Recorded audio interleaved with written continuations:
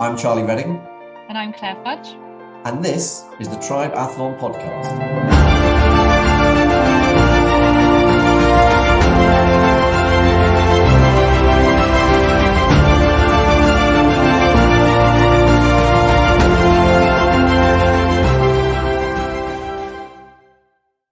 Hello, my name is Charlie Redding. Welcome to Series 4 of the TRIBEathlon podcast, the podcast that tries to get under the skin of the most successful runners, swimmers, cyclists, triathletes, and people from the kind of periphery of those sports to try and learn what we can, take what we can learn from their success and apply it to our everyday sport. So we've got some amazing guests lined up for Series 4. I've also got Claire Fudge joining me for both some of the interviews and also the outros to kind of pick out the best learning points from that. So that's Claire Fudge, a fourth discipline and nutrition specialist. So we've got an amazing series of interviews lined up for you. I just wanted to explain a slight structural change to the podcast for Series 4. So because the interviews have always been the highlight, the main feature of these podcasts, we want to dive straight into those interviews going forward. So we're going to go straight into each interview in future episodes, and then Claire and I will catch up afterwards, both to talk about the interview and our learning points and takeaways from that, but also to catch up on kind of developments in the nutrition world, and also how Claire and I's training and racing and all that sort of craziness gets on. So for now, I want to dive straight into the first interview of this series, which is with the amazing Sharron Davies. Sharron Davies MBE. She's a former English competitive swimmer who represented Great Britain in the Olympics and the European Championships, as well as England in the Commonwealth Games. And Sharron has attended 12 consecutive Olympic Games, competing in 3 of them, and then working in the media for BBC Sport. And she picked up along her journey a silver Olympic medal, 2 gold and 2 bronze medals at Commonwealth Games, and 2 bronze medals at the European Championships. And in addition to working for BBC Sport, she's also like a show that has a lot of great memories for me. She was a Gladiator, and she was on Breakfast TV, a presenter on Breakfast TV. But in recent years, Sharron has received a lot of coverage for being outspoken on the discussion around transgender in sport.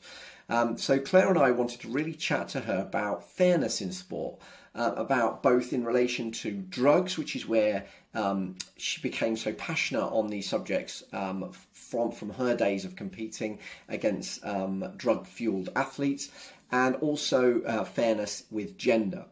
We wanted to chat to her about the science behind the transgender discussion, and also the abuse that she's received for speaking out about what she believes in. So I know you're going to absolutely love this fascinating and really detailed and brilliant interview with Sharron Davies. 33Fuel produce award-winning natural sports nutrition, and everything they do is led by their philosophy for performance, for health, and for a fitter future.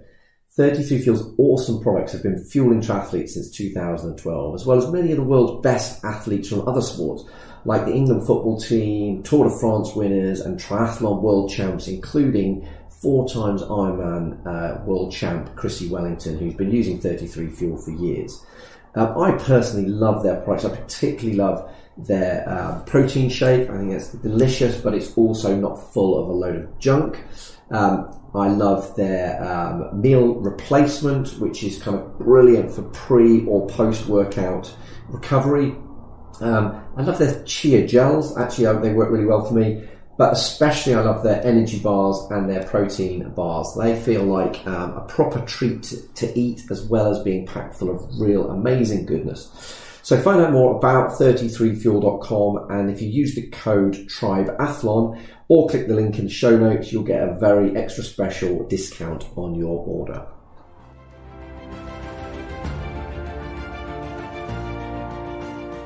So Sharron Davies, welcome to the TRIBEathlon podcast. Really looking forward to chatting to you. I know we've got loads to chat about, and obviously Claire's here joining us as well. So to kick things off, I always like to start with a story. So can you tell us a little bit about how you got into swimming and your progression from that point up to your first Olympics? So first Olympics was at 13. So obviously, you know, quite early doors, really. Really early doors. I learned to swim like every other kid, you know, that was mum and dad wanted me to be able to swim because it's a really important skill for us to have. It's important for safety that kids can swim. It wasn't part of Ofsted in those days and part of, you know, what was expected at school, the national curriculum. In fact, I helped put that on the national curriculum when I retired the first time round. But we lived in Plymouth by the sea. We were always in the water. And so I was swimming, I suppose, by the time I was about 2 or 3. I wasn't a 6-month-old baby, you know, going down the pool, which sometimes people think that must have been what happened. But what happened was that I progressed very quickly. So I did ballet and I rode ponies and I did all the other things that little young girls do. And eventually swimming just took over. You know, I'm the perfect shape for a swimmer. You know, I've got a long body, big paddles, you know, it's yeah, absolutely. I float really well. You know, these are all things which help you to be a swimmer. And as you know, with every sport, really, it's all physics. You know, and at the end of the day, swimmers all look pretty similar. We're a tall breed. You know, it's the same as a gymnast is likely to be a short breed. You know, it's the tools that you need to do the job that you're doing. Mm. So how did that progress? You know, what point did you start taking swimming really seriously? I think probably 9, 10. I was Devon County champion at 10, senior champion. And I had my first junior international at 11, which was in Cheltenham, I think, West Germany versus Holland and Great Britain. And then I was at the Olympic Games at 13. And I remember having this sort of eureka moment watching Mark Spitz win his 7 gold medals at the 1972 Olympic Games with his handlebar moustache and this big row of medals. And I was probably 8 or 9 years old. But it is a moment where I go, oh, I remember that. That's really special. I would quite like to do that. And I think you'll find a lot of athletes have that, you know, a bit of a moment where they see it and they just think, yes, that's me. I'd like to do that. That's incredible. And what, so I suppose that prompts a couple of questions. Dad was coach right from the off, was he? Is Dad always been coach? Nearly.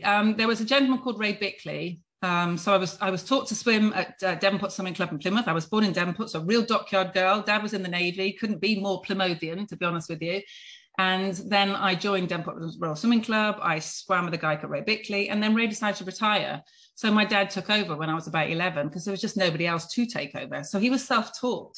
You know, he was sporty, but he really knew nothing particularly about swimming. He just then read every book. And then from that sort of summer, every year he would go around, where is the best coach in the world? Are they in America, Canada, Australia, wherever? And we would go. So as soon as the swimming program was over, we'd pack up and we'd disappear to some part of the world where I'd just go training and he'd just take notes constantly. And just read everything under the sun. So, you know, huge admiration. And he's still coaching. My dad is 86 and he is still coaching now, marching up and down a pool. That's fantastic. And do you still get involved with him and his coaching, or do you leave him to that? No, not really. He's in London. He's Hemel Hempstead way, so he coaches a bit with Watford. It's more of a part-time job now because he really can't do it, you know, every morning. It's too much. But he still loves it, and he still feels that he's got information to give to the kids. You know, he absolutely adores them swimming well, and it makes him feel useful. You know, so it's still really good that he can, you know, use his brain as well, marching up and down the pool. That's his world. You know, mine really is with the BBC on the side of the pool. I've been there now for 26 years, which is ridiculous. Amazing. I've done, what have I done? 12 Olympic Games. And I haven't missed one since 1976. So I've either had a microphone in my hand or I've obviously been racing. Which I think we definitely need to sort of delve into that later on, as to, because of how, I mean, there can't be many people that have seen that many Olympics along the way. So you'll have, you know, I'm sure you'll have seen some amazing trends over that time. But well, I mean, let's dive into that now. So tell us a little bit about what your first Olympics was like. I mean, going to the Olympics at 13 is astonishing. So what was that like? Well, I was 5'7", so I never really looked a terribly 13-year-old. And I think people see that going to a major event when you're very young is very overwhelming. Well, actually, it's almost opposite. Wow. Because you know that you have other things in you. So you're just like this massive sponge. You know, you go to this event and you're wide-eyed, you're taking it all and you're improving every single time you get into the pool to race. You know you're going to get better. You probably know before you go you're not going to win anything because you're just not at that level yet. But it's an opportunity to get vast experience. For me, it's memories of the East Germans, because that obviously all started in the early 70s, 76, 80. They totally and utterly dominated. So these huge, great East German women that were winning everything. You know, and it was 50-meter pools all over the place. It was an Olympic village. It was 24-hour food. It was mixing with the other sports, which I'd never done before.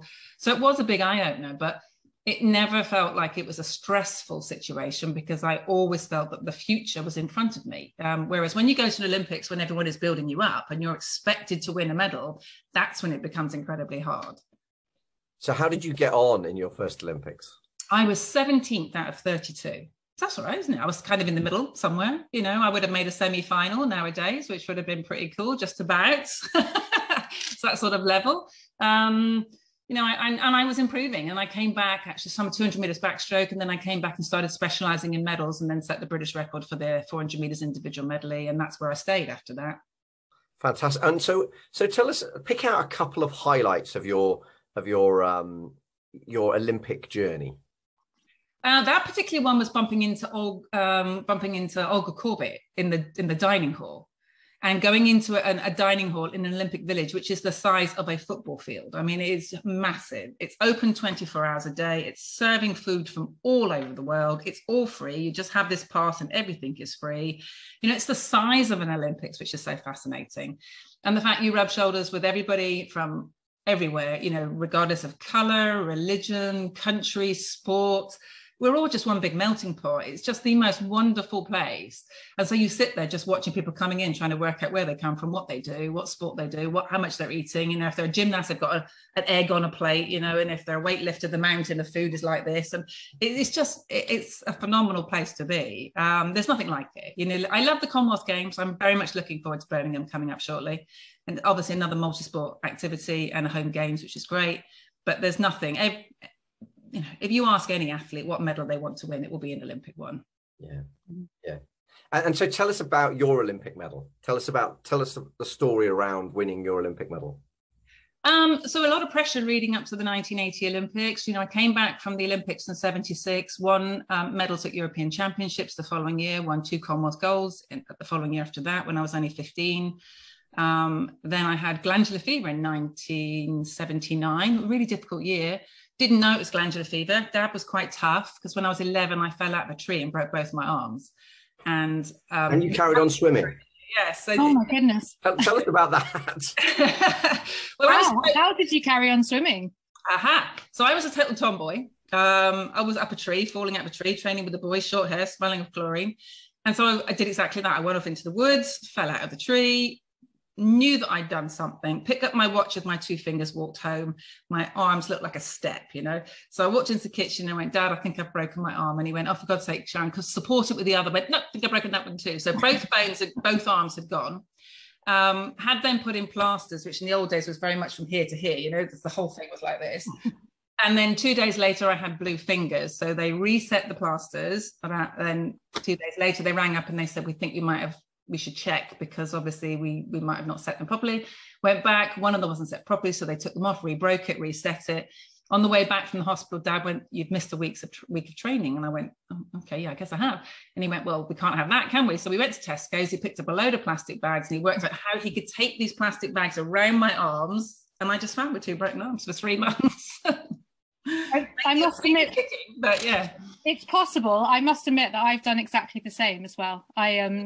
Yeah, it's what you can do, isn't it? It's amazing. Yeah, actually, growing up down on the south coast as well, we all our family were farmers, so I actually had an AI glove that I put on and then some tape around it. So yeah, ingenuity. The following year, I was running 100 meters at school. It's the last time my dad said that I could run school sport. The field wasn't very good, put my foot in a pothole, tore every ligament in my knee. My foot stayed in one place and everything just spun. And so my dad just tied my legs together. 3 months of just doing arms only. And then I went to the Olympics the following year. So that preparation kind of works, but you know, I wouldn't recommend it. So yeah, it does teach you what you're capable of doing. You know, that's the thing, what determination and perseverance and how incredible the human body is. And it actually, I mean, I would imagine, yeah, you're right in that when you're being forced to swim with your legs strapped together or forced to swim with 2 broken arms and massive buoyancy aids attached to them, it must improve your strength. It probably doesn't do a lot for your technique, I would imagine. But then when you get when you get kind of freed up, it's yeah, I mean, that's incredible. So I interrupted you telling us the story about you winning your medal. So carry on with that story. Where was I with that story? So yeah, I just think that leading up, so 79, obviously it was a difficult year, also because the Russians invaded Afghanistan. So then Mrs. Thatcher turned around and said, well, I think all of our Olympic teams should boycott. So not only was there, you know, glandular fever, there was a lot of expectation and pressure. There was knowing the East Germans were there and we couldn't do anything about the fact that they were taking stuff and we couldn't seem to catch them or stop them. There was this added pressure that we weren't even sure, training 6 hours a day, whether we were going to get to go. And as you know, as an athlete, there usually only is one Olympic window. If you're lucky enough, sometimes you might get two. But for most of us, there's one in a 4-year sort of space where you go, this is the optimum time for me. And that was probably where I thought mine was. So it was very difficult, you know, training for about 3 or 4 months, devoting 6 hours a day with no lottery funding in those days, also trying to do my exams at school at the same time, not knowing when I was going to get to go to the games. And then Mrs. Thatcher turned around and said, well, we won't support you. The BOA said, well, we don't take any money from the government. So, you know, you can't really tell us that we shouldn't go because you don't financially control us. Good on them. And so a few of us went. But the team for London, for example, was 550 athletes for 2012. The team for Moscow was 150. So we were a tiny team, but with predominantly people they thought would win medals or get into finals. We had no sponsors, so they all removed all their kit sponsor. We weren't able to do the opening ceremony. When we won our medals, we weren't allowed to put the Union Jack up. We weren't allowed to watch other athletes. We weren't allowed to go to, you know, weren't allowed to hang around. So we got sent home the moment we finished. So it was quite a sad Olympic Games from that perspective. But I will always be forever grateful that the BOA stood up to Mrs. Thatcher and we got to go. Well, and because as you said about, I've heard you say on other podcasts that, you know, that the athletes that were deprived of being in that sort of position, you know, we don't know the names of those athletes. No. And in fact, that kind of, you've mentioned already the sort of the drug taking of the Eastern Germans throughout that period. And that's kind of how you where your passion around transgender in sport has been born from, isn't it? So tell us a little bit about what you experienced with the drug taking while you were competing. So this was a systematic, state-run doping program. They put young girls on oral steranabol, old-fashioned testosterone, steroids. During puberty, they took anyone with any sort of talent. So you could be a fairly average club athlete and they put you on these drugs through puberty. Now, we know because when the wall came down, we had access to all of their files. So, even though during the competition we knew, because they would have athletes that came out of nowhere and we'd never seen them compete before and they would break world records. So they hadn't done the progression, which everybody else has to do as you're getting better. They also looked and sounded, very masculine. They had 5 o'clock shadows. They had very deep voices. They had terrible skin. It was very evident what was going on. And they had this vast success in the women's events and hardly any difference in the men's events. So, for example, in Moscow, when I won my silver medal, they won 90% of the women's medals in the swimming pool and less than 5% of the men's. So in most events, they took first, second, and third. It's just not possible. We get very excited if America takes 1, 2, 3, in something in the sprinting. But they don't turn around and win every single one of the races in 1, 2. So it was so evident, and this was just going on games after games, competition after competition. We weren't doing out of season testing. They had East German doctors sitting on the doping panels. And I don't think they really cared. These poor girls were just guinea pigs. And what they were using had massive long-term side effects. So I feel that the IOC drastically let people like me down. But they also let those young girls down because they did nothing to stop it. And many of them have died. They have huge, nasty side effects now, which means that they're on heart pills and they've had sterility problems. Not to mention the fact that obviously it just changed them, physically as well, which they've had to live with. So it was a horrendous period of time. And that went on from the early 70s to when the wall came down in 89. So it absolutely ruined the 76, the 80 Olympics, not the 84 because they boycotted in retaliation. And then the 88 Olympic Games as well, where sort of, it was just beginning to change and people were beginning to realize what was going on. So it wasn't quite as dominant. But that was in rowing, track and field and swimming. Those are the 3 events that they actually decided to put this program behind. And so when we went into the Stasi afterwards and did this wonderful documentary, they showed that they could make a 9% improvement by giving the girls male puberty, basically. And with that 9%, you know, they totally and utterly dominated. Well, as you will know, as athletes, you know, at the Olympic Games, there's anything between 10 and 30% difference between a male and female performance. 30% being very explosive activities like weightlifting, 10% being more sort of middle distance, you know, running, and everything in between. So swimming tends to be around the 12, 13, 14%. Cycling, the same sort of thing. High jump, long jump, about 20%. So the more explosive it is, the more benefit there is through having male puberty. And things like boxing, for example, a male of equal weight, so not bigger, equal weight, will hit 160% harder than a female can hit. So in a contact sport, it's dangerous. You know, it's just crazy. So this was always my problem. You know, it's nothing to do with being transphobic or having a problem with anyone that chooses to transition, that has gender dysphoria. I have nothing but empathy for anybody that, you know, is going through that. But I genuinely believe that female athletes deserve the same opportunity that males get. And when we spend millions of pounds trying to stop anyone from cheating and having the tiniest advantage, to say that a female athlete is supposed to line up next to someone that has a massive advantage because of their biology is just not fair. So we have to have discussions about how we find better solutions, you know, and what was happening, that one side of the debate wanted to debate and wanted to use science, and the other side of the debate just wanted to close us down and call us names. And so that was what made it terribly difficult. And so we'll come back to the transgender in sport piece in a minute, because I think that's something we definitely want to explore some more. But with the drug taking, was it being called out? You know, were athletes talking, you know, raising it as a concern? I mean, you say it was obvious to you because they've got the 5 o'clock shadow, and yeah, it was obvious to everybody. So everybody knew. So my father used to speak out, and then my father was never selected as an international coach because he was called a troublemaker. You know, Shirley Babashoff, who won a load of silver and bronze medals in 1976, got called a bad loser by the American media. So it's a similar sort of thing that's been happening around the trans debate, in the fact that anyone that tries to call out the situation gets called names and gets vilified by the media. And it's ridiculous how similar it is in lots of ways, you know, and I don't understand how anyone can turn around and argue that we couldn't see what was going on at the time, because we absolutely could. There is no way that anyone in the world wins 90% of the women's events and hardly anything of the men's. You know, a tiny little country like East Germany that before 1976 won nothing. It's just, you know, it's just not possible. And there's a lady whose name now escapes me, ironically, that you mentioned in one of the interviews I listened to, where she came fourth, but she was fourth to 3 East German swimmers. So, you know, she would have had a gold medal. Yeah, would have had a totally different life, wouldn't she? That's Anne Osgerby that you're talking about. She was fourth in the 100 butterfly. We had quite a few people actually that would have won medals on the British team. In fact, I would have won a second medal if it hadn't been for East Germans as well. So, you know, their whole lives would have been different, and no one remembers who comes fourth. No. Ever. Even though it's an incredible achievement, you know, that there's no way that you're going to be able to make a career out of coming fourth, unfortunately. And she was only beaten by East Germans.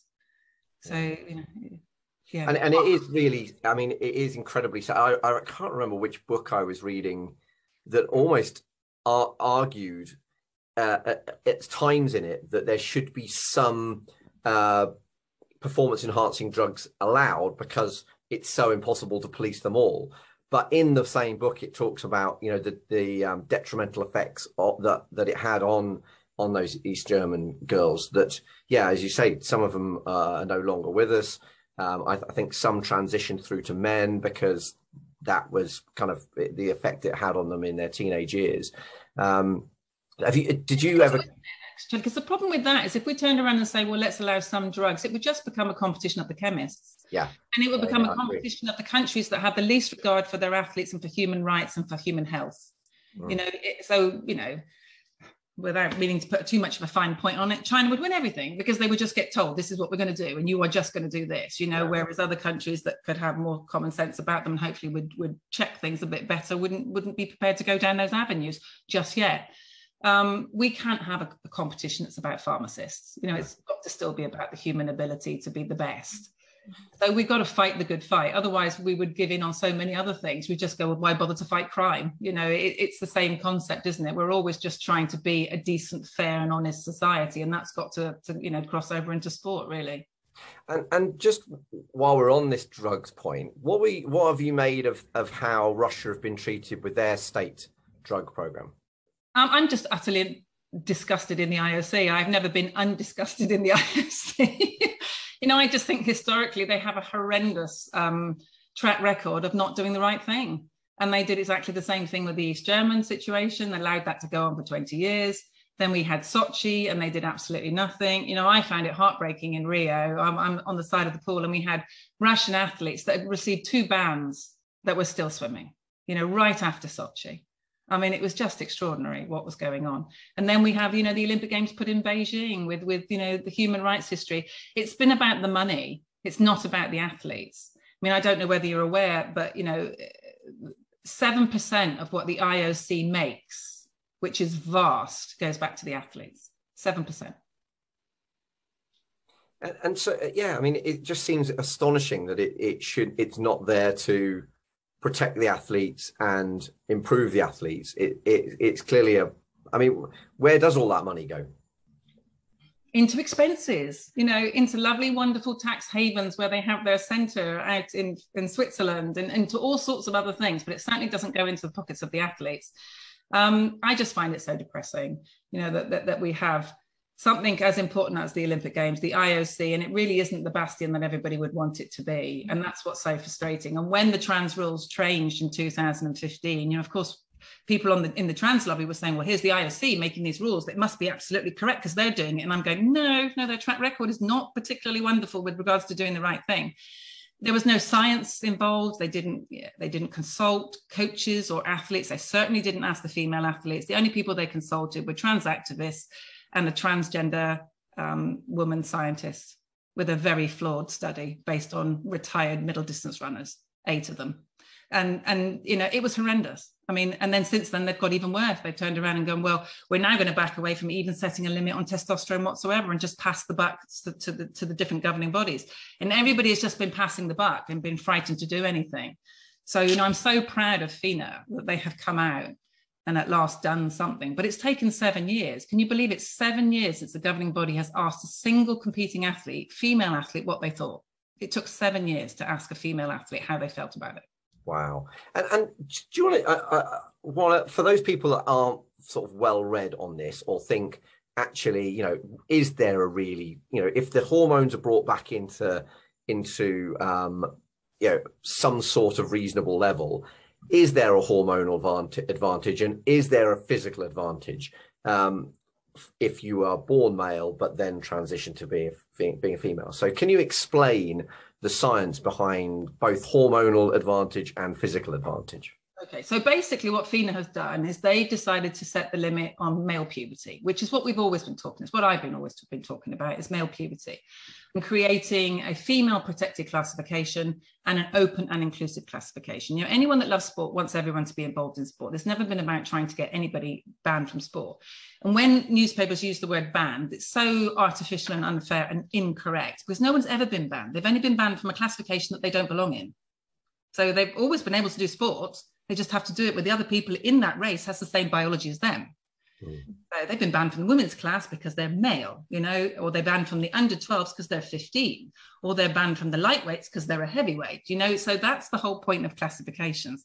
If we didn't have classifications, young, fit, healthy men would win everything. That's it. You know, disabled people wouldn't win anything, children wouldn't win anything, and women wouldn't win anything. So, you know, we have these classifications to enable success across society in sport.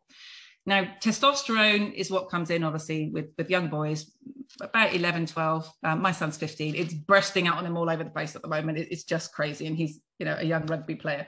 It makes an absolutely huge difference. Having said that, though, males also benefit from being taller, having different bone structure, having different Q angle, which is your angle from your hip to your knees, which we know creates a lot more injuries in women than it does in men because we have a wider hip because of childbirth. None of these things are ever going to be changed by reducing your testosterone levels. And all of the testosterone levels that we have in place at the moment still do not bring you down to women's levels. So men's testosterone levels are anywhere between 7.7 up to about 30 nanomoles of testosterone per litre of blood. Most women are under 1. If you've got endometriosis, you might go up to about 2. But then you've got all the problems that come with endometriosis, which are not very nice. So, you know, so the vast majority, including Olympians, extremely successful Olympians, including myself, are all under 1 nanomole of testosterone per litre. Now, if I was to compete tomorrow with the testosterone that, say, Emily Bridges is allowed to compete with in British cycling, I would receive an instant 4-year ban. So again, I find that extremely hard to understand how that is okay. Even so, she's benefited from male puberty, and she's also allowed to have 5 times what I have in my system. And if I put in my system what she has, I would get a ban. As well as having then the advantage of having the better Q angle, which the cyclist is actually shown to really important in cycling. You know, it's very, because it creates where you can get the power. You know, so that benefit will never go from Emily Bridges. She will always have that benefit. And to me, that's not fair. You know, when we spend so much money trying to stop people from cheating in cross sport, but obviously we are fighting so that men can have fair sport. Why are the governing bodies not fighting so that women can have fair sport? Why were we just expected to move over? And again, the other thing that's ironic and ridiculous is that transgender men, so biological females, still opt to compete with the women. So both at the NC2As and at the Olympic Games, the transgender and non-binary athletes that we had competing all chose to compete with the women.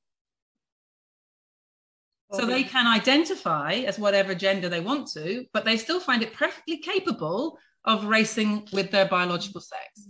And that's, again, what I feel is very important. You know, yes, identify however you like, but race where it's fair. Yeah. And I think one of the ones that I heard you talking about was, and I can't remember the name of the athlete, but as a guy, I think was 500th in the USA out of all university athletes, and then suddenly went as a female, went straight through to being #1 in the world.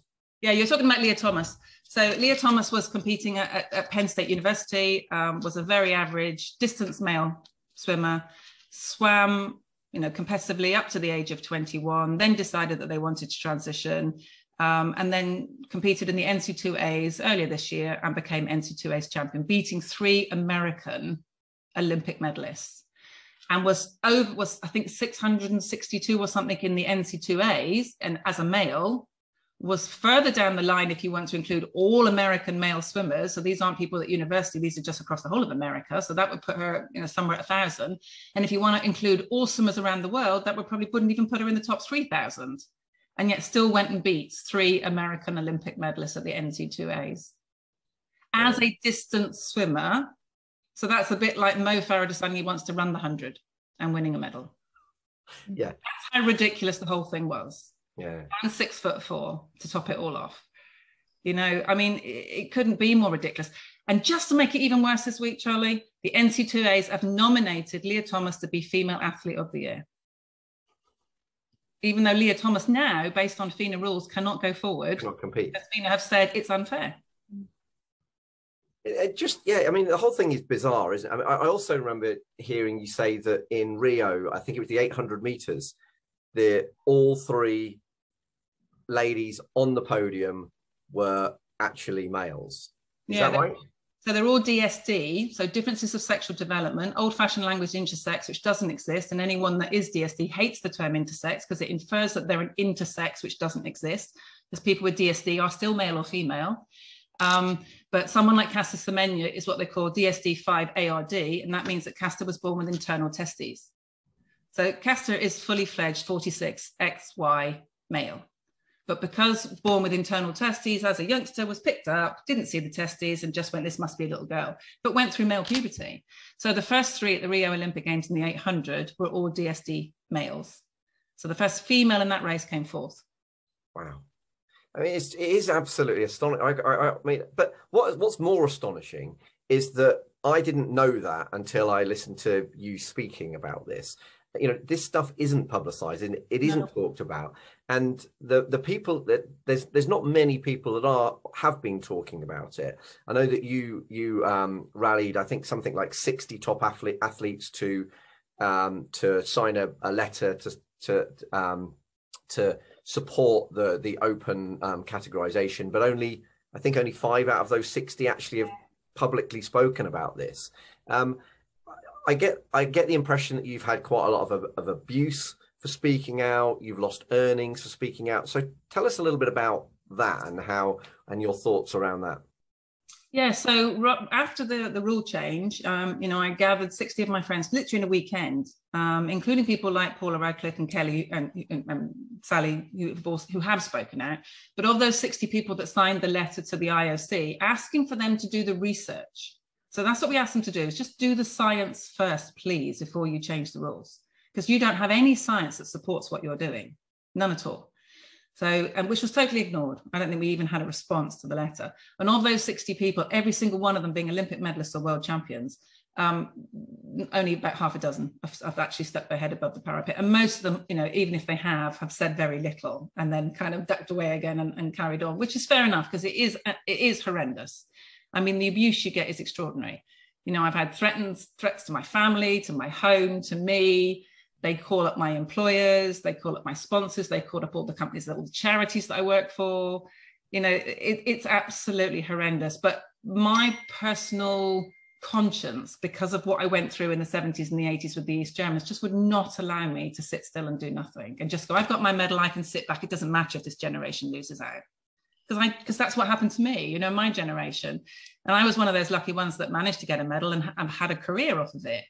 So I felt this was very much sex discrimination, because sport nowadays isn't something we all do on a Saturday morning for a bit of fun. This is a fully fledged proper career with earning capacity and the opportunity to become a pundit afterwards and all sorts of things that it can help you launch later in life. So we're taking away the opportunities for biological females to have the same opportunities of a sporting career, as well as being able to just, win medals and get experiences. Yeah, it is. Sorry. What do you feel is preventing people back in the times when you were competing, but also now? What do you think is preventing people speaking out? Is it the abuse, or is it their athletes that are competing now are concerned about their own careers or their sponsors? Like, what do you feel is kind of the main factor? Yeah, the athletes themselves have been told not to speak. So they have found it very difficult. A lot of them will retweet my tweets. The braver ones will retweet my tweets. I was getting one phone call a week at one stage from athletes and coaches, some of them absolutely in tears because they did not know how to deal with it. They were close to walking away from their jobs.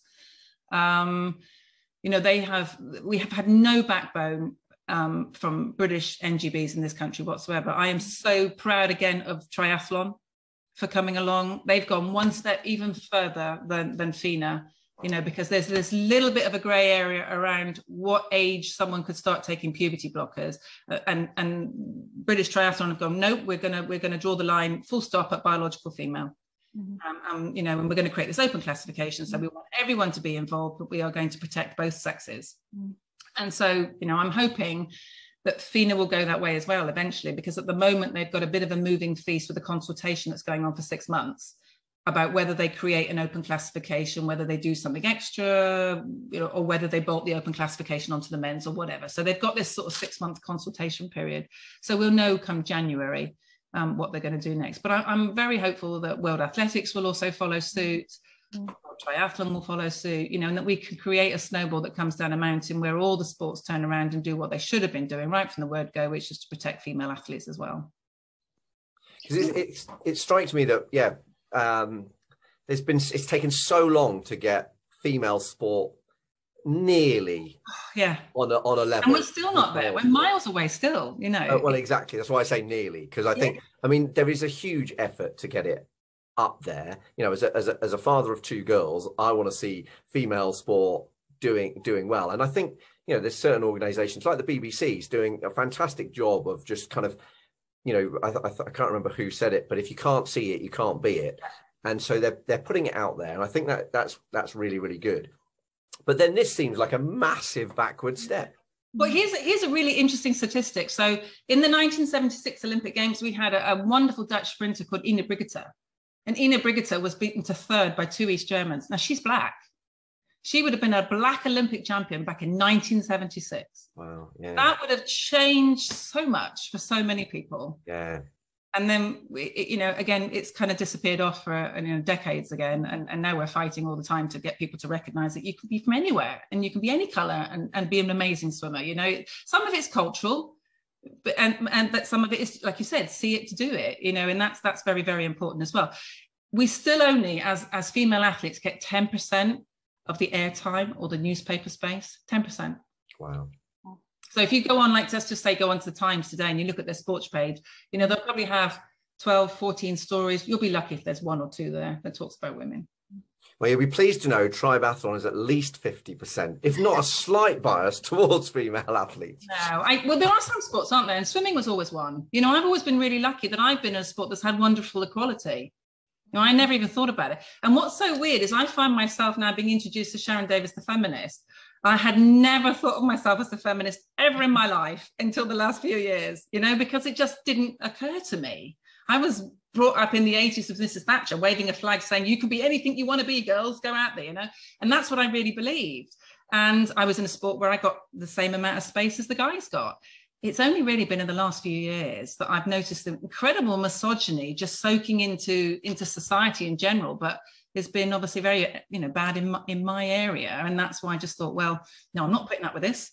My mum used to tell me how she bought her first house with my dad, and my granddad had supplied the money for their deposit, and my mum wasn't allowed to be on the mortgage, because in those days they did not allow women to be on the mortgage. Wow. I just think now my mum would be proud that because she died sadly 4 years ago.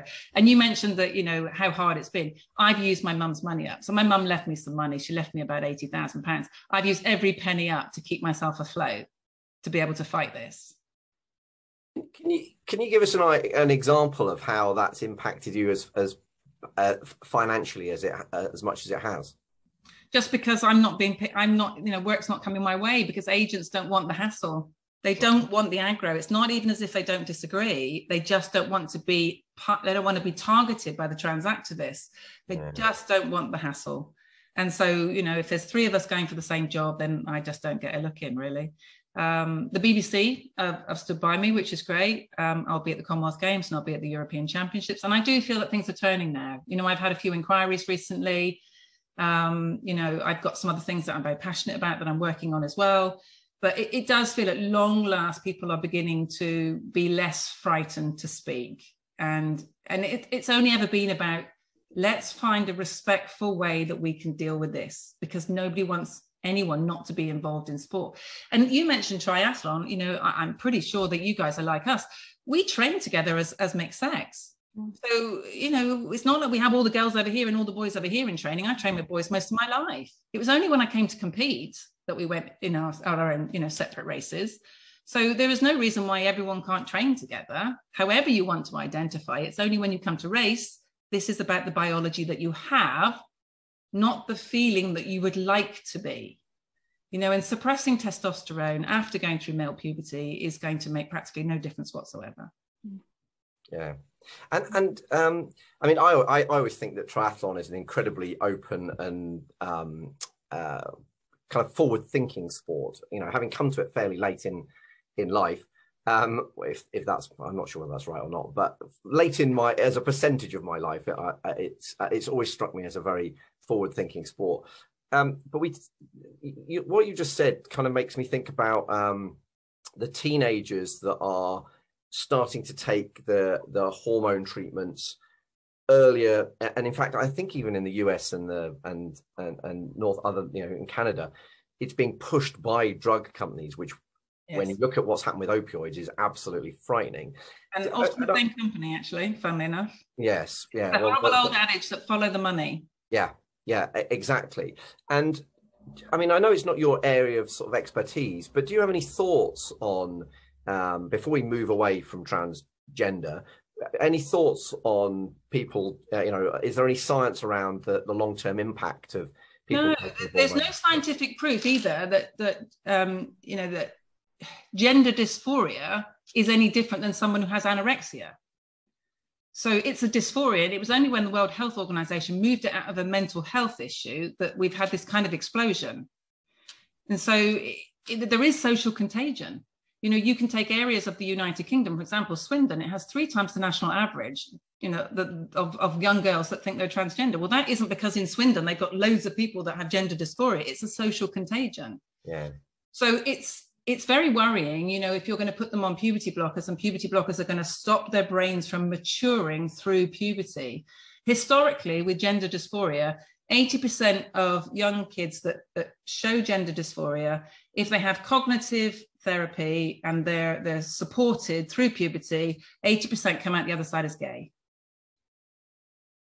But now what's happening is that we're putting young people, younger and younger and younger, on drugs, which will have massive side effects and will mean that they will be on drugs for the rest of their lives. Whether that's where they decide to detransition, the damage that will be done will probably mean that they will have to be, medicalized in some shape or form forever, and there will be side effects. And that does really worry me. It does really worry. But as you say, it's not my area of expertise. It's just the area that I've had to learn about to know the whole subject. And it was really important that I understood the whole subject. And that's where J.K. Rowling has come in for so much flack. That's her area, really, where she's trying to fight for safeguarding of young people, that they're not making mistakes, which all young people do, because we all did it just the same. But these are mistakes which they might be paying for a long time. Yeah. Yeah, I think it is. That bit is the bit that I find frightening, particularly when, as you say, follow the money. And guess what? Yeah, it's about drug companies making healthy profits. About drug companies putting massive amounts of money. I mean, the Democratic Party in America is predominantly supported by the pharmaceutical industry. Yeah, it is frightening. So one thing that I remember hearing you say when I saw you speak at a conference that I was also speaking at, was that I can't remember whether it was in your talk or whether it was a question that was asked afterwards, but I got, and this was quite a few years ago, so forgive me if I was I'm inaccurate, but I think you said that you wouldn't put, as much as you absolutely loved going to swim training and all of that sort of stuff as a kid, you wouldn't have put your children through the same kind of intensity of training or the same style. Am I right in saying that? And tell me a little bit more about that.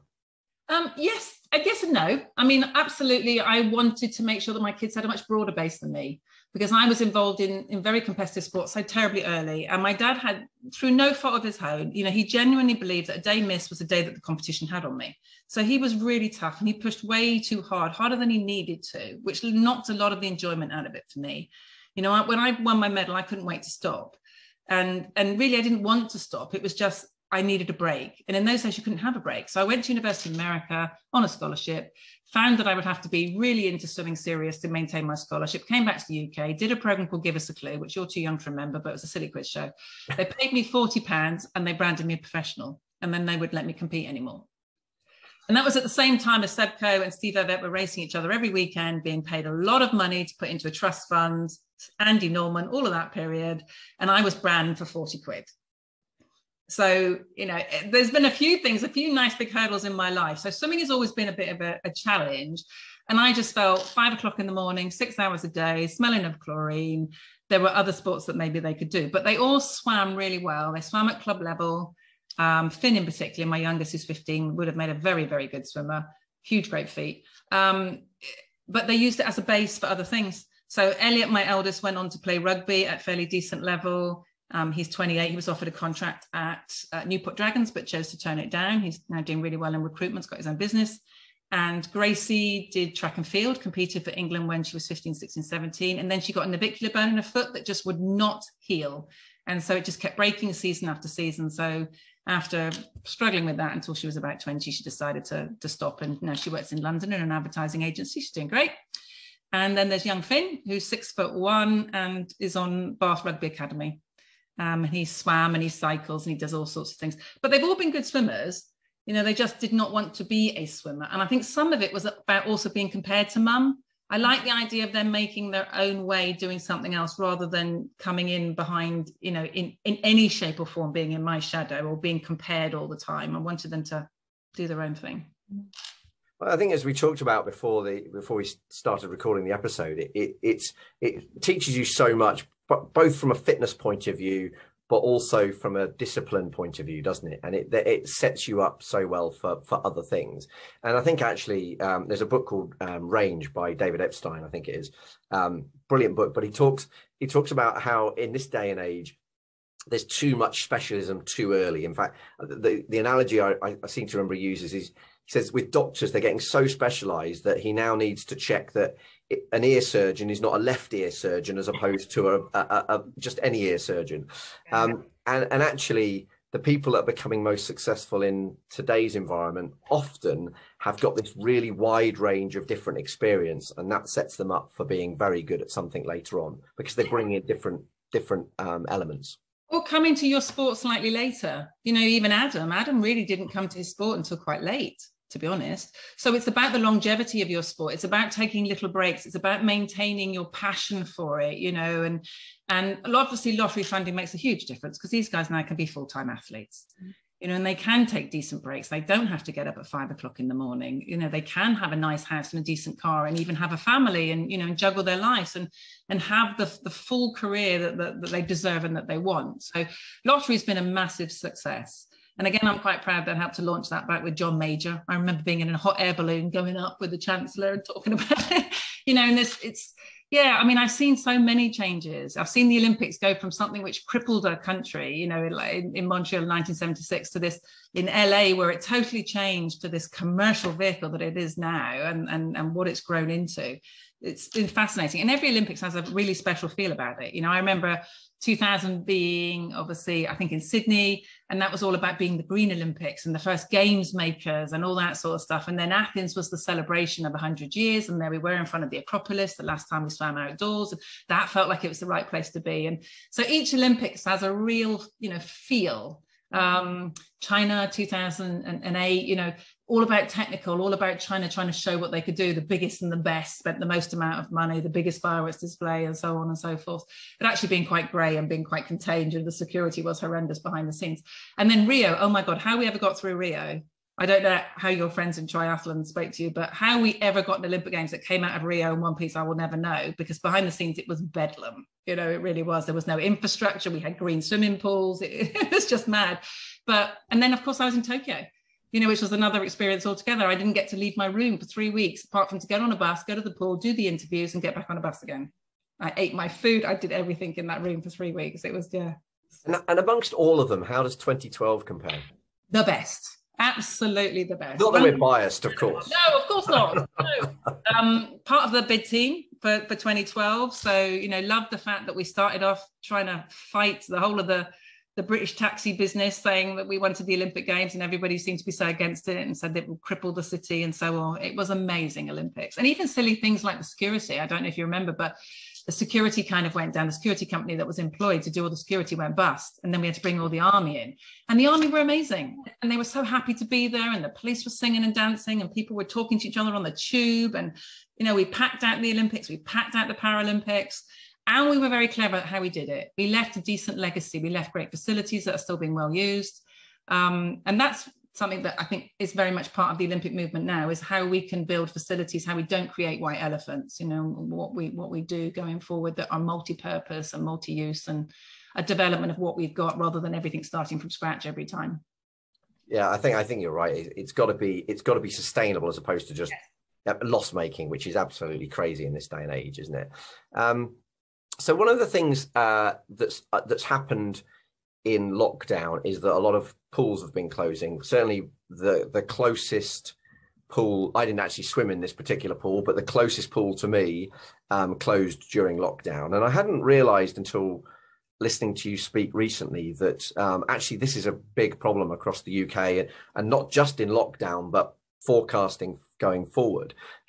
Why is that? So tell us a little bit about what's going on there. Yeah, so here's a really interesting statistic. We lose more people drowning than we do in car crashes and fires combined, children. So, wow. Yeah, so we still have a big problem with drowning statistics. You know, we're a small island with rivers, canals, beaches all over the place. And weather like this that we're having at the moment just, you know, brings people out to do silly things. So it's really important that our kids can swim. It's part of the national curriculum. At the moment, only 50% of our children are leaving primary school being able to swim 25 metres. They're all supposed to be able to do that. It doesn't happen. We lost 250 pools during COVID. Councils used it as an opportunity to run their facilities down that weren't making money, and then basically to say we can't afford to reopen them. And it's predicted by Swim England that we'll lose 2,000 by the end of the decade.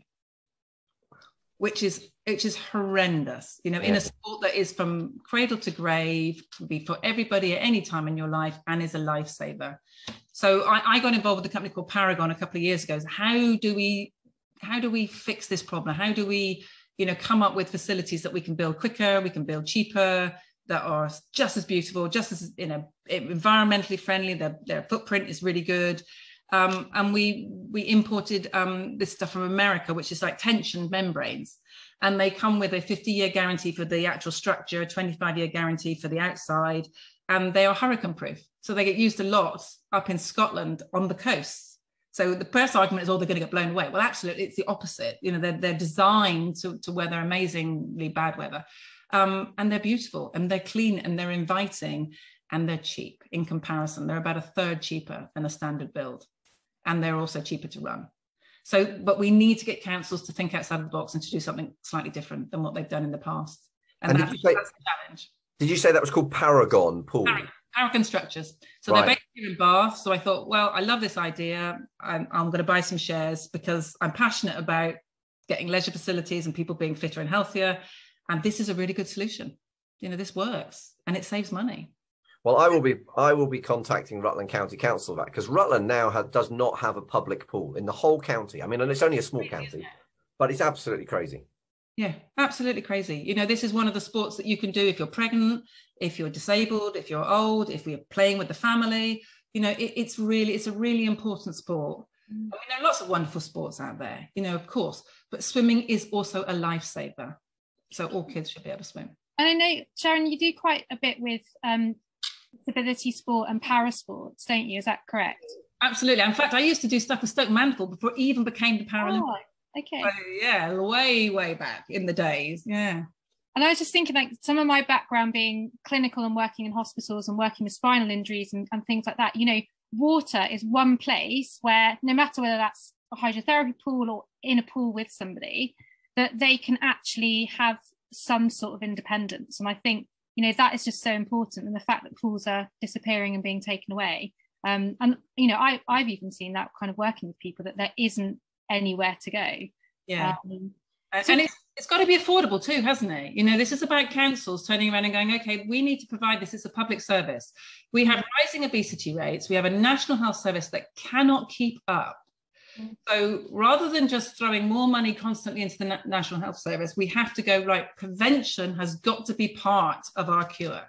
You know, so if we can have people fitter and healthier, you know, I was very much hoping that one of the things that was going to come off the back of COVID was that people would understand that if you were fitter and healthier, you stood a better chance of being able to fight COVID. And this is the same for everything. So, you know, we have got to stop abusing our children. They need to understand what health and fitness is all about. And we need to give them the habits when they're young that they can have for the rest of their lives. And we're just not doing that. You know, it's a really big issue going forward, that statistically we are just getting worse year on year on year. And during COVID, it doubled how bad it got over that space of that couple of years. So we've got to work out how we subsidise the government. My next project, after I can tackle the whole transgender thing and get fair sport sorted out, is to go, right, I want mandated at national level that the government has to say to councils, you must provide facilities, and particularly in areas of deprivation, and they must be affordable so that people can use them. And of course, the Commonwealth in Birmingham, we've got a new pool, haven't we? Just living down the road from it. Yeah, we have. Can you believe, though, that Birmingham didn't have one? You know, the second city did not have a 50-metre pool. So that was always a bit crazy. I guess we do it at the university, but I don't know the ins and outs of it, but you can't compete in it. You'll probably know the reason why. Yeah, absolutely. I'm not sure if it's a 6 lane. I've got a funny feeling it might be a bit narrow. I'm honestly not sure. But of course, being a private pool, because it'll be privately owned by the university anyway. But no, there wasn't a public facility, you know, in Birmingham for absolutely years. So I'm really pleased that that's there. The Alexander Stadium's been, you know, all redone, which is beautiful. I saw Derek at the weekend. He was telling me all about the stadium. Yeah, no, very excited. You know, home games are amazing. Commonwealth Games we had last time in Glasgow, sort of 1 games ago, because the last ones were in the Gold Coast. You know, we're getting them. I think bidding, you know, you mentioned London. That was what London did. I think London made us realize that we could hold games and we could do a fantastic job of it. And so that inspires our youngsters to want to be involved, because people can go and watch, you know. And I know that tickets have been flying out for the Commonwealth Games, and the pool ones went ages ago because we don't have an awful lot of space. You know, I think I don't know whether we've got that 6,000 or something like that, but you know, they go very, very quickly. And of course, the competition at the Commonwealth Games is very high, because we have the Australians and the Canadians that happen to, you know, they're two of the biggest forces in women's swimming in the world at the moment. So we are, you know, going to see some great swimming in the swimming pool. And it's certainly a buzz in Birmingham at the moment, I think. And you know, I think it gets people, doesn't it, in thinking about sport that aren't necessarily sporty, but like then it creates an interest, doesn't it, as well? Yeah, absolutely. And do you know what, we need some positivity too, because we've had such a tough couple of years. And we're very, very polarized at the moment. You know, politics has been very polarizing. Life has been very polarizing. We've been very depressed and rather negative. And I think something like the Commonwealth Games is very much needed. You know, I was very lucky to be on the 1990s bus. I'm going to do myself down. 1990s bus at the pageant. I saw. Oh my God, that was such a lovely day. You know, yeah, I'm now going to put National Treasure on my CV. But it was such a gorgeous day because everybody was so happy and it was so positive, and we need a bit more of that. We absolutely need some more of that.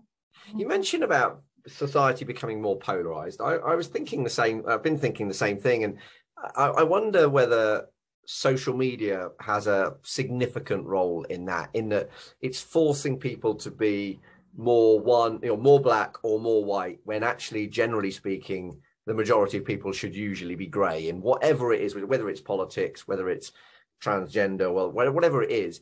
Do you think that that's the case?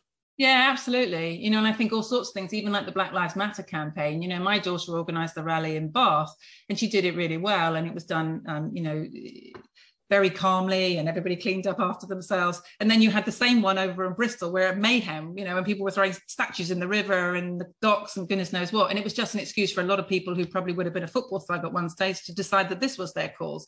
And I think we've created this division which doesn't really exist.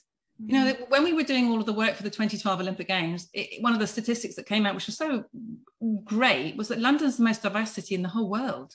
The most languages were spoken in London than any other city in the world. Wow. Now, and I'm a big believer that we are quite a live and let live country. You know, I grew up, I suppose, not seeing colour, not seeing religion, not seeing sexuality. I honestly don't care who you sleep with. It's none of my business. And it certainly doesn't, it's not the most interesting thing about you. You know, not you particularly, Charlie, but it's anybody. Like, I'm much more interested in your character than I'm interested in who you sleep with. You know, and I just think we started creating all these boxes for everybody, and everybody's got to be fitted neatly into a box.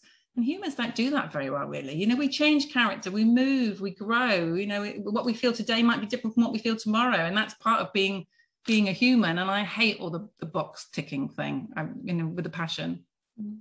Yeah, I think it's yeah, I think the Black Lives Matter thing is a, you know, ultimately all lives matter, don't they? That's the important thing for me. But yes, whether you know, we should be pulling down statues. I mean, what's gone in the past has gone in the past. You know, we live we need to learn from it, don't we? You know, we need to spend less time worrying about the slavery of 250 years ago, which we can do absolutely nothing about, and more about the slavery that's happening right now. Yeah. You know, and that's what we should be bothered about. That's what we should be putting all our effort into, because we can't change the past. All we can do from it is learn from it. Yeah. And actually, sometimes we need those statues sitting there so that we don't forget about the past. Yeah, yeah. And actually, so I hadn't ever thought about this, but I heard you say that, you know, ultimately the pyramids and the Great Wall of China came as a result of slavery. But nobody's pretty much everything. You know, even if you look at, I don't know, how New York was built. You know, it was built by very poorly underpaid immigrants from Italy and you know and Ireland, who were paid peanuts to build these buildings. You know, it's almost a form of slavery, isn't it? That it's nothing new, sadly. Yeah. You know, that's the Romans, you know, everything, the Persians, you know, the Egyptians, all of the great, you know, leading powers at some stage during our history, all based on the back of slavery. I'm not condoning slavery, of course, for one single moment, but it's a learning process. And as I said, I'm much more interested in trying to fix the problems we have right now than worrying too much about the problems we had a long time ago, which we can't change. Yeah. And they're not relative now. I think it's ridiculous when we ask someone like Prince Charles to apologize for slavery that has nothing to do with him. No,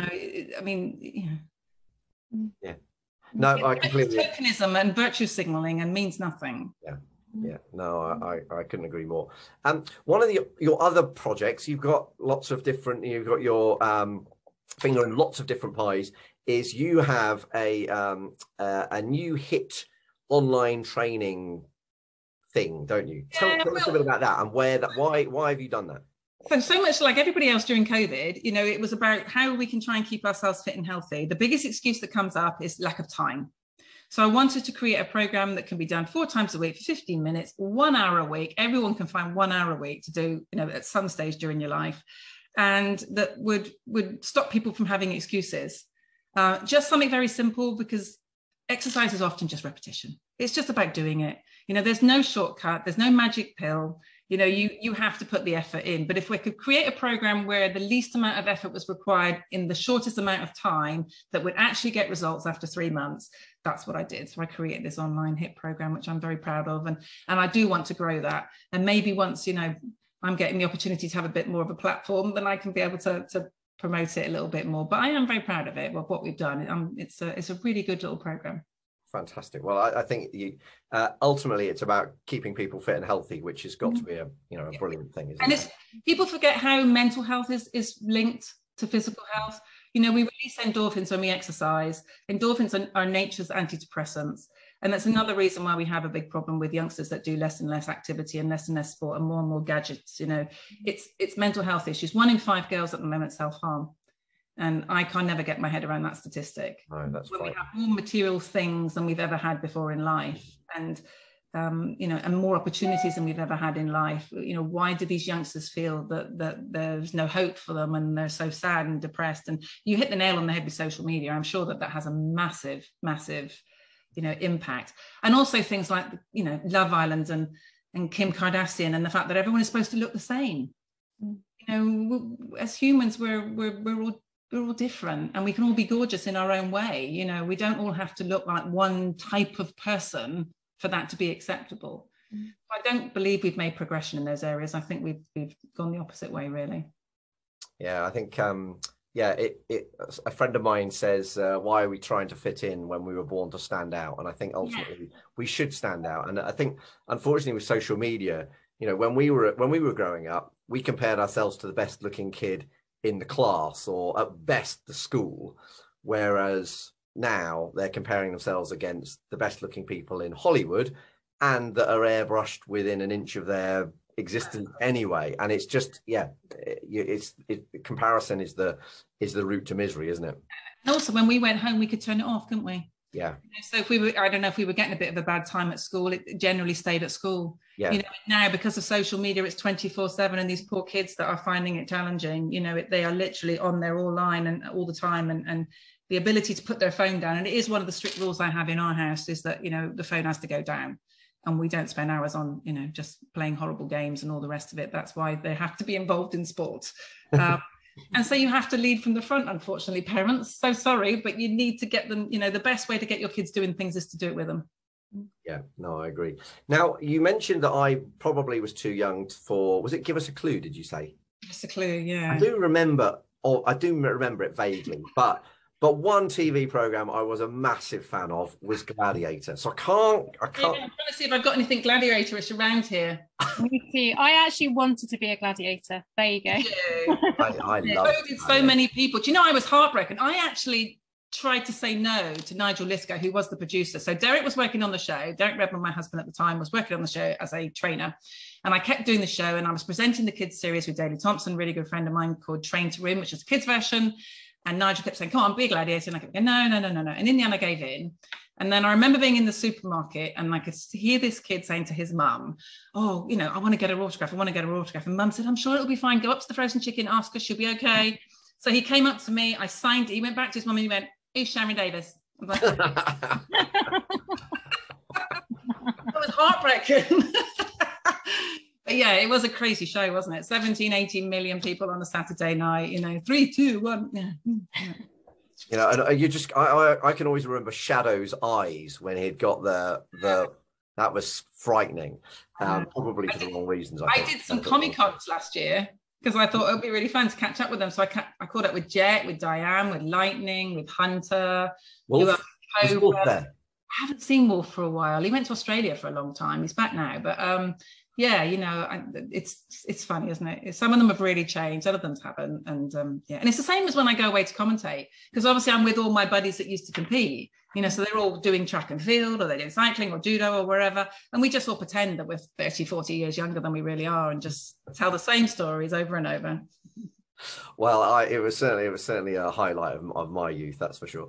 Now we always ask everybody on this podcast for a book recommendation. It doesn't have to, you know, it can be anything, but are there any particular books that you found, you know, particularly helpful in your life, or books you find yourself recommending regularly? If not books, then other resources similar, but anything that stands out.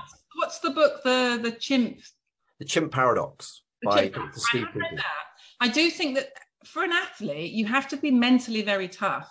So it's very underestimated how mentally fit you have to be. And I think even more so in the world that we live in today, when everybody is a specialist and you know, you can't stay off social media, and you know, the pressure that's involved was bad in my day, and it must be tenfold now. So I think that's quite an interesting book, you know, to understand that you know, that there is this little chimp on your shoulder that's telling you the things that you can't do, and how important it is for you to understand, but actually I've done all the hard work, actually I can do it. And what's the very worst thing that's going to happen? I'm going to fail, I'm going to learn, I'm going to get back up, and I'm going to do it better next time. Brilliant. Yeah, it's a really, really good book, but I agree with that. So last question, Sharron, and this is a new thing for series 4. What we got the last guest from series 3, which was Jodie Stimpson, to ask a question, but she didn't know who she was asking the question to. So Claire, what was Jodie Stimpson's question for Sharron Davies? Okay, so which country has been the most memorable that you visited, and why? And is there another country that you'd really love to visit? Oh gosh, countries are so different, aren't they? You know, obviously Moscow's so special because it's defined who I am, really, that Moscow Olympic medal.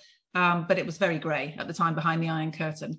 If I had to go on holiday anywhere, it would be the Maldives, because then I could just be in the water, and I'm like, you know, I'm like a fish. Once I'm near the water, I'm just in it, and that's it. That's where I'm actually at home. But I love going to Australia. You know, if I had to pick one other country that maybe I had to live in, then maybe it would be Australia. Fantastic. That's a great place. Yeah. I think you know, I think a lot of triathletes would also say the same thing. It's a great country if you're interested in being. You love sport, isn't it? Yeah, absolutely. Yeah. And one final question for you, Sharron. What are you most looking forward? What are you most excited about? British swimming is in a really wonderful place. You know, we had the most successful Olympic Games we've ever had in Tokyo. We've got some fantastic young talent, particularly in the men's team. I think the women's team, we need to just pick it up a tiny bit. But it's there. So I think I'm just looking forward to Paris. You know, it's going to be here before we know it, because of the fact Tokyo was delayed. We've had such a busy, squashed year this year with World Championships, Commonwealth Games and Europeans. We've got Worlds again. You know, it's yeah, I mean, before we know it, we will be in Paris. And with it being so close to us, there'll be lots of Brits there. We'll have a big team, and I think swimming will be very successful. So from a purely selfish perspective, it will be there with my microphone. I'm hoping it will be my 13th Olympic Games, and I will still be there. On a personal note, I've got a lovely, gorgeous little 2-year-old granddaughter. So I'm now grandma, which is hilarious. And I get her 1 day a week. And if ever I need grounding, that's the thing that does it, because it just brings me right back down to, you know, here's the potty, come on. Yeah, so I'm very happy. You know, my kids are all doing really well. At the end of the day, I just want them to be happy and healthy. And that's the best present ever. Brilliant. Amazing. Sharron, it's been absolutely fantastic chatting to you. I've loved every minute of it, and there's so many wonderful stories in there, but also some great, like, I just think how you've stood up for what you believe in is absolutely amazing. So so a huge thank you for being on the TRIBEathlon podcast. A huge thank you for standing up for what you believe in, and yeah, we'll look forward to seeing you on the side of the pool in due course. Thank you very much. Bye bye, guys. Bye. Take care. The best place to find Sharron Davies is at www.sharrondavies.com, and that's Sharron with 2 R's. All of her social media links are on there, so track it out on there. And also, if you want to find out more about the pools and Paragon structures, then it's www.paragonstructures.com. Again, I'll put these links in the show notes. So, Claire, what did you make of the interview with Sharron Davies?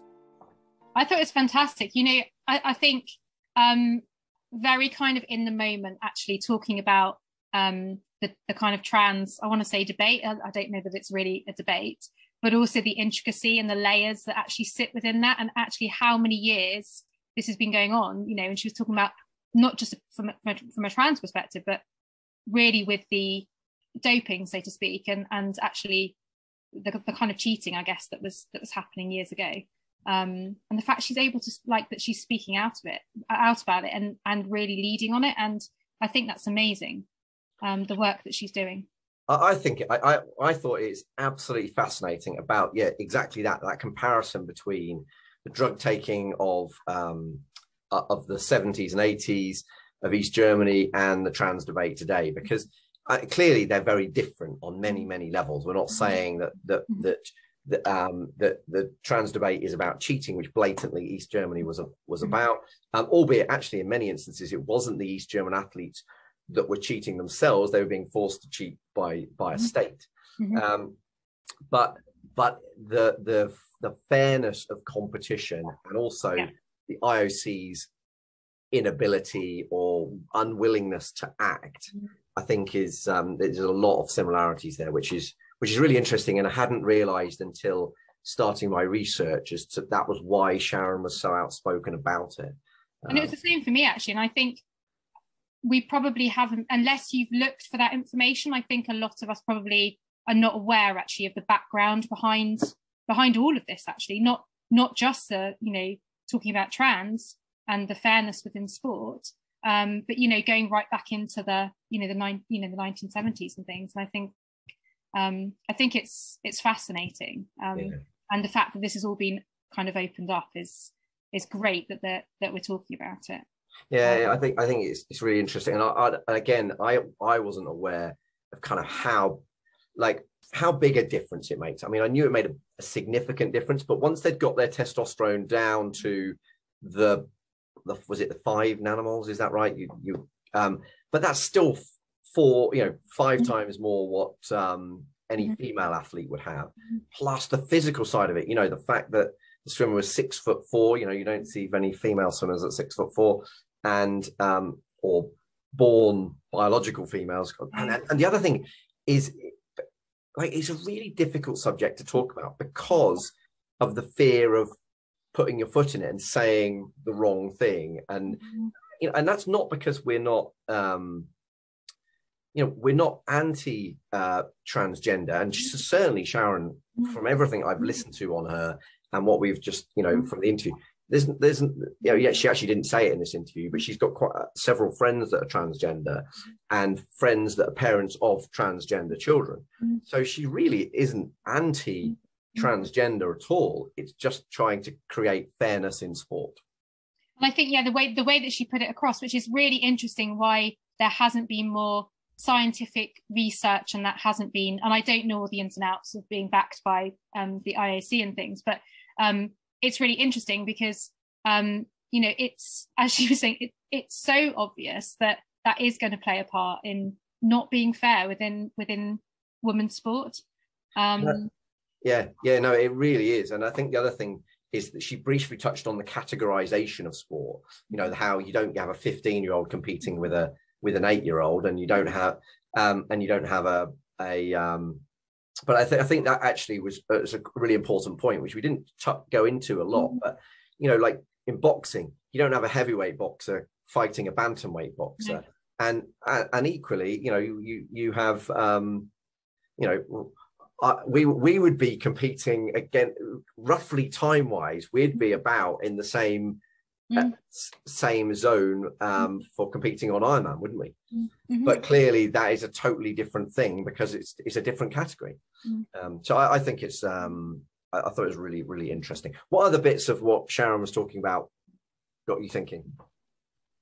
I think like her real kind of like wanting to create this kind of like health and access to, it's not just about swimming, but obviously that's her background, that's her passion, that's her profession, or was her profession, and the things that she's getting herself involved in. So in terms of like building, wanting to create more pools and get people back into sport, and it's not about doing sport, actually I should say activity, health and wellness and mental health, so she's really trying to kind of create a healthy nation, and kind of provide that access to people. I didn't realize how many pools were just going. I mean, that to me I didn't realize that was happening at all. Well, no, I didn't either. I mean, I just knew that the Oakham pool near me had closed, but actually, 250 during lockdown. I mean, that's frightening at a time when actually people need them more than ever. Mm-hmm. And it was, certainly the one local to us, it just felt like COVID was the excuse to get rid of an old pool that they'd quite happily have decommissioned years ago. Mm-hmm. But they're getting let off the hook. So I'm definitely going to get on to Rutland County, because there is not one public swimming pool in the whole of the county. We've got one that you can pay to be a member of, that's owned by Uppingham School, one that's paid by Oakham School, but clearly that makes it very restricted in terms of what fits in around how the school is.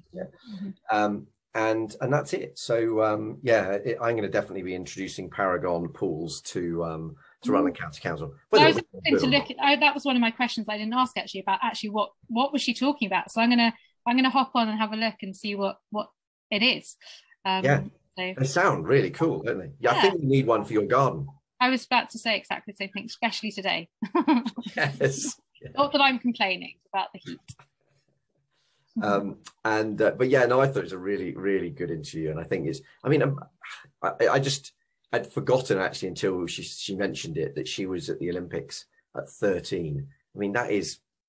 I didn't realise that until I'd looked a bit more into it, actually, which is, I can't even imagine what that would feel like. But like actually, as she said, and I'm sure you can kind of remember this as well, I think at that age, you almost don't have a fear of doing those things. Like, no. I think the older you are, the more that you would probably fear failure. Whereas I think at that age, it's probably, you don't have so much of that, do you? I think that's it. You go in with no expectations, and at 13, it's like but I mean, my youngest daughter's 13, and the idea of her being at the Olympics at this stage just seems absolutely bonkers. Now, admittedly, she's not 5'7" as Sharron was but then that's not that surprising, given that I'm only 5'8". But it's I just found that to be amazing. So really, really lovely chat with Sharron Davies. Anything else you want to pull out from the interview before we let these listeners disappear? I mean, I'd totally forgotten she was a gladiator as well. Again, have to do. I did my research there, but it's just amazing, and how long she's been involved in the BBC with sport and the Olympics, and being at all of those Olympics, whether she was competing or presenting, which is just and she didn't actually mention it, but in the Gladiator she actually did. She had really damaged her knee badly, and as a result of that, she's not been able to. I don't think she really is able to run since. Because she really, I don't know exactly how she damaged it, but she probably on the, can you remember what the things where you swung can't remember what that was. Can't remember what that was called, but anyway, right, well, on that note, we will leave on the Gladiator note, but thank you for joining me on this podcast. This is going to be a really good series of TRIBEathlon podcast. We've got so many cool people lined up, so look out for the next episode. And in the meantime, if you're enjoying it, please review it, share it, talk about it, tell your mates about it. We don't ever ask for any patronage. We don't get paid money by any of the sponsors. and really chuffed that 33 Fuel are joining us as a sponsor going forward for this series, but they don't pay us money. So all we need for you guys, the best thing you can do to help us is to share it and review it. So until the next time, keep on training. And remember, this podcast was sponsored by 33 Fuel. So rethink your sports nutrition with 33 Fuel, award-winning natural sports nutrition for your performance, health, and a fitter future. It's the 33 Fuel Fuelosophy. Get yours at 33fuel.com, and if you use the discount code TRIBEathlon or the link in the show notes, you'll get a discount at the checkout.